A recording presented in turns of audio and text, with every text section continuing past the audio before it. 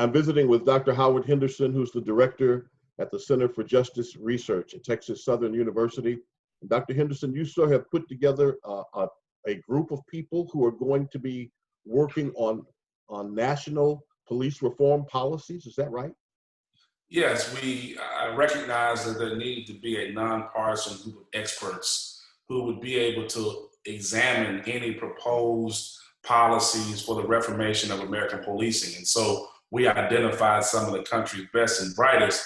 Not only do they have the academic credentials and the lived experiences, but they also have prior criminal justice experience. So while the training in many aspects is universal, there's no really universal police policies. They vary from department to department. Right. So essentially, what we're looking at is how do you make sure that there is a universal standard in American policing at the local level? And so that's going to require a re-examination of how you hire police officers, how you train police officers, but also more importantly at this point, how you hold them accountable across the board for misconduct. At the end of the day, all of these agendas, all of these proposals need to focus on how you utilize that approach to improve the police-community relation, which we know has a long storied history of a disconnect between particularly the African-American community and American police. We are seeing many more Black law enforcement executives. Is that significant, and is that important in the change? Well, it's significant, but we need to do more. We're going to need to see more Blacks in that mid-level management level because we need to see Blacks who are making decisions on the street. The police chief is only one piece. At that mid-range level, we're going to need to see more African Americans and more minorities in those places.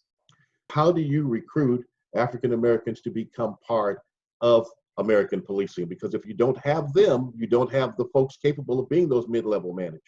Well, we're going to need to do a better job of telling the story of African American police officers and their lived experiences, which we don't do well.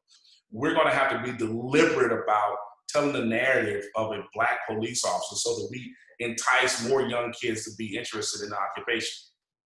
Once you develop this list of national police reforms, and once you've documented it and talk about the things that need to happen, where will it go? We're going to focus on the top up and then the top down. We want to make sure that police chiefs, mayors, agency heads, local politicians, state level politicians, and then the national level are able to be engaged in this conversation because we're going to need police reform at every level. And this really can't wait. So what's your timeline, Dr. Henderson? Well, we're hoping 6 months. We want to move faster than that. We're going to put out responses on a weekly basis because we know that policies are being proposed, but we're going to culminate those weekly responses at the end of time and present a report so that everyone's able to be engaged in this conversation. Is this, in your opinion, in your professional career, the best moment for change to take place? This is the best moment because never before have we seen 25 million Americans take to the American streets and protest. That's 10% of the country. Never before have we seen over 40% of the protesters for minority issues be white. Never before have we seen 70% of Americans call for a transformation in our criminal justice system. This is the right time, this is the right moment, and we have an opportunity to make change and change the quality of life for Americans from now on.